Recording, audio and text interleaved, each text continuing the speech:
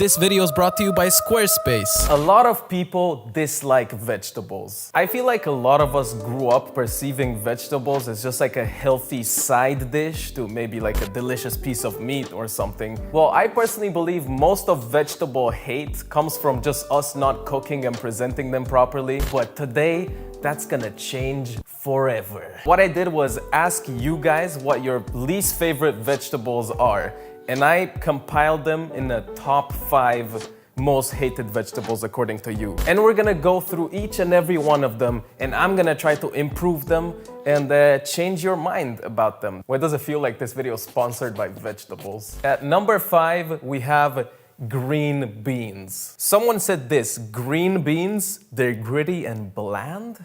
Well, let's try to make them not that. Now, there are a few basic principles I used to mess up when cooking vegetables, and I think a lot of people still do, but I think what you want to keep in mind at a basic level is salt and fat. For these green beans, I'm blanching them in generously salted water just to make them a bit softer and for the salt to more deeply season the green bean. But we won't stop here, we need that fat. So I'm gonna heat up some olive oil in a pretty hot pan here. And now I'll dump in my blanched green beans. And the goal here is to develop some browned or even charred color. Ideally, you don't want to set off your fire alarm, but if it happens, at least you know you got delicious beans. Oh no! That browning directly equals flavor, so don't be afraid of that. There's a reason steak crust is so delicious. Now I'm gonna add a bunch of minced garlic to this because garlic and green beans, you know, very good. This is all happening on slightly lower heat, by the way. We don't want to burn the garlic. And now on low heat, I'm also dropping in a little knob of butter. It's gonna add a nice glossy creamy finish, and also some lemon juice for some bright acidity,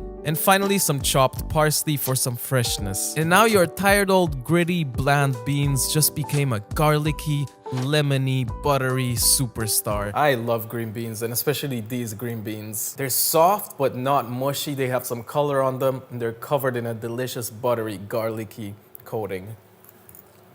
Come on. I could eat like a big bowl of just this and be satisfied as a meal. You tried this if you don't like green beans, and then call me. Or don't call me. At number 4, we have eggplant. Oh, Kevin, it's actually called aubergine. No. Let me say eggplant. I know I sound uncultured and dumb. I want to say eggplant, and you should be fine with me saying eggplant. So someone said eggplant, it's mushy and yucky. No, it's not. Eggplant is good. It's a good thing. I'm gonna make this eggplant so good, it will change your life. You will eat this and uncover the deepest mysteries of your life. Okay, maybe not, but it will taste good in your mouth. I crisscross cut this eggplant to make this cool checkered pattern and salted it generously. Make sure the salt gets in every little crevice. I will let this sit for about 10 minutes and then wipe off the excess salt and all the water. And the next step is to fry them up in a shallow layer of oil. We're going for about 5 minutes per side, I would say. We're looking to soften up even more and also get some color. Look at that beautiful browning. But it's not over yet. I'm gonna remove them and pat them dry a little bit with a paper towel. And I'm moving them to a baking sheet. Now we're gonna approach this in a bit of a different way. Aubergine pairs really well with umami flavors. That's that kind of soy saucy, savory flavor. So we're gonna make a miso glaze with, well, miso, which is a fermented soybean paste, soy sauce, rice vinegar, sugar, and some toasted sesame oil. We're gonna mix that up real good and now brush it over our eggplant. Make sure it gets into all the little eggplant crevices for maximum flavor. I just realized I said crevices twice in the past minute. I don't know how I feel about that. Now into the oven it goes for 10 minutes or so, maybe 15. The sugar will caramelize, the eggplant will cook to a custardy texture, and you will be so happy. When it comes out, you can hit it with some sesame seeds and some green onion so it looks nice. Remember, you also eat with your eyes. I mean, that looks amazing. Oh. Number 3 is zucchini or courgette. I got no problem with you if you say courgette. We're good on that. So someone said zucchini just tastes boring AF. And to be honest, this is kind of the first and only instance where I agree with you a little bit. I just feel like zucchini is just a thing that's in between a cucumber and an eggplant, but it doesn't commit to either, and it's kind of the worst of both worlds. So this is a good exercise for me as well. Maybe I can change my own mind. I don't know why I'm holding it like this, like a weapon. So I wanted to do something a little different with zucchini. The idea was pretty basic. I've seen it done before. I wanted to make zucchini fries because I like fries, so I ain't gonna lie. After chopping these guys into size of fries, I tries to disguise them using a batter. I had a bowl of eggs and a bowl of breadcrumbs with mixed in seasonings and grated Parmesan cheese. I coated my zucchini thoroughly with this mixture, although it didn't really stick properly, but yeah, hopes were pretty high. I put this in the oven for about 25 minutes and the result was, yeah, a little disappointing. These don't look the best, but let's see how they taste. I'm not the biggest fan. I have to say, not everything that I do always works out, and this is one of those instances where I don't think this is worth it. Zucchini for me still is yet to be improved. But what about this next one? And the second most hated oh, wait, it's not this. And the second most hated vegetable, according to you, is beetroot. Two separate people back to back, they said this: beetroot, it tastes like dirt. How dare you insult this wonderful vegetable. I am determined to prove all beetroot haters wrong. I know there's a bunch of flavor in there, we just gotta unlock it. So I saw this technique in one of Kenji's videos where he makes a little roasting pouch using aluminum foil, so I'm stealing that. I'm adding some olive oil in there, some salt, some rosemary, thyme, and some garlic. Now I'm wrapping that up in some more foil to completely seal it. Now this beet package is gonna go straight in the oven at 190 Celsius for 1 hour. At the end of which we tested and it just doesn't feel cooked enough. It doesn't give enough when we poke it with the knife. So we give it 20 more minutes. Now they're done. So when they're cool enough to handle, or if you have indestructible skin, you will have to go through the task of taking the skin off. Not your skin, the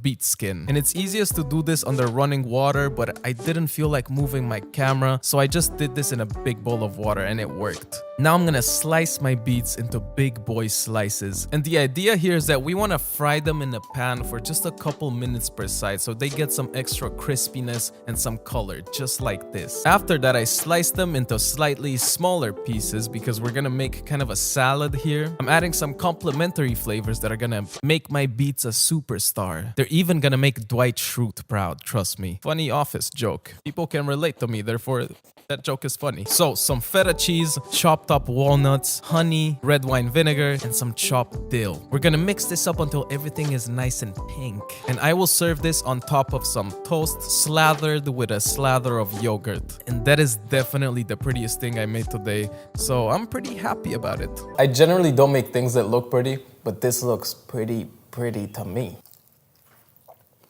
There's so much flavor in the beetroot. It's got an earthy sweetness that is just amplified by all the things we put in it. Okay, and finally, we have reached the tip of the top of vegetable hateness. This is the #1 most hated vegetable according to you: Brussels sprouts. So a lot of people hate Brussels sprouts. This person said Brussels sprouts taste like farts. Nah, I disagree with that. Maybe they smell like farts as they're cooking, but they don't taste like farts. They taste good. And then this other person said they're still traumatized from when they were forced to eat them as a kid.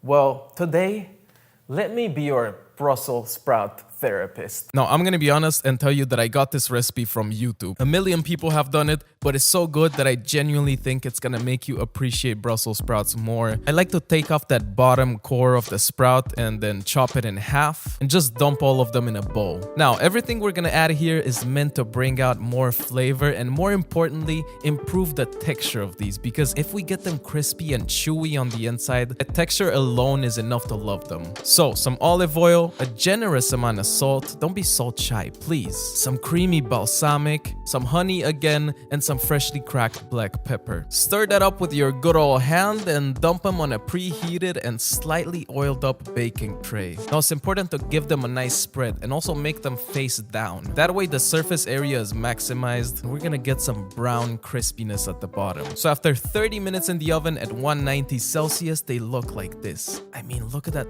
perfect caramelization, and when you bite into it, it just feels like an entire journey of a bite. Trust me, you have to try this. There's such deep flavors in there. But you can also upgrade it with some yogurt. That's beautiful. Brussels sprouts.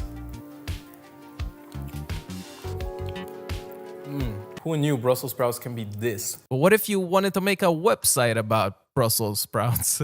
Well, today's sponsor, Squarespace, has all the answers. Squarespace is a platform where you can make your own website with zero coding experience. These days it's pretty important, I would say, to have a website. Maybe you want to show what you're about, your work, your portfolio. Or maybe you want to sell your own products or even make a blog about Brussels sprouts. Either way, Squarespace has hundreds and hundreds of award-winning website templates that you can take and make them your own. You can customize them. They essentially give you anything you need to run a successful website, amazing e-commerce tools. They even have this new membership feature where you can create extra revenue from gated members-only content. So I'll tell you what, you go to squarespace.com right now and make the website of your dreams. It's completely free to try. And when you're ready to launch your amazing creation, you can go to squarespace.com/kwok, KWOOWK, that's my channel name, and you'll get 10% off your first purchase of a website or a domain. Thank you, Squarespace, for supporting the channel. Anyways, guys, let me know if you like this video and you want me to make more of these